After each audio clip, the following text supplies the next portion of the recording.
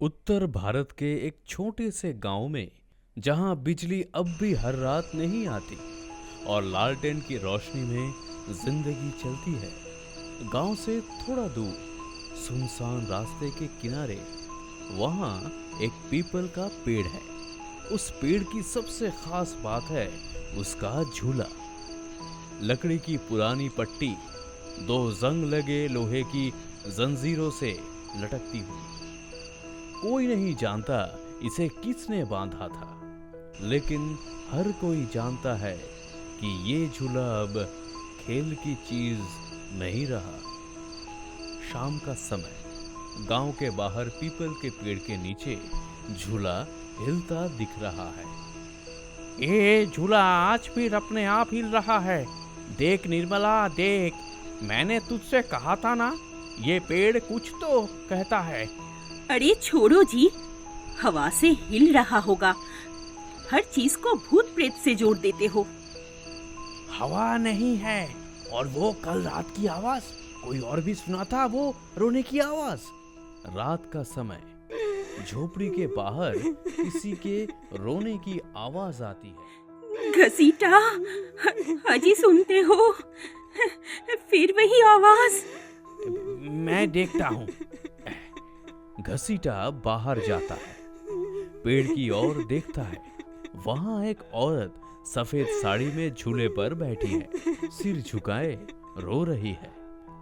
कौन है वहाँ? कोई आवाज नहीं। औरत धीरे धीरे गायब हो जाती है। घसीटा अंदर भागकर जाता है।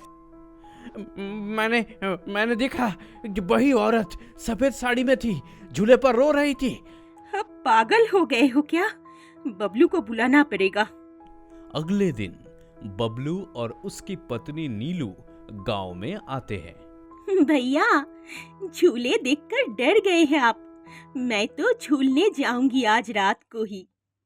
नीलू, मजाक मत कर। उस पेड़ के बारे में गांव में कहानियां हैं। कोई भी रात में उधर नहीं जाता। कहानियां ही तो है। भूत प्रेत ये सब कुछ नहीं होता। रात में नीलू चुपके से निकलती है, झूले पर बैठ जाती है। देखो, कुछ भी नहीं है। अरे ये क्या? कौन है? छोड़ो मुझे। वो चिल्लाने लगती है। झोपड़ी के अंदर से बबलू, घसीटा और निर्मला दौड़ते हैं। पेड़ के पास पहुंचते हैं तो नीलू बेहोश पड़ी होती है। नीलू का व्यवहार बदलने लगता है। उसे देखा, उसकी आंखें लाल हो जाती है रात को। वो अकेले में कुछ बड़बड़ाती है। ये नीलू नहीं है। झूले में आत्मा है, जो झूलता है वो उसमें समा जाती है। इसे रोको, वरना पूरा गांव भुगतेगा। गांव वाले एकत्र होते हैं। हमें झूले को काटना होगा, अब बहुत हो गया। जो भी हो, मैं साथ हूं। गांव वाले कुल्हाड़ी और रस्सी लेकर झूले के पास पहुंचते हैं। नीलू जोर जोर से चिल्लाती है, जैसे कोई और बोल रहा हो उसके अंदर से। तुम लोग मुझे बांध नहीं सकते, ये झूला मेरा है। झूला काटते ही एक अजीब सी चीख गूंजती है। नीलू बेहोश हो जाती है।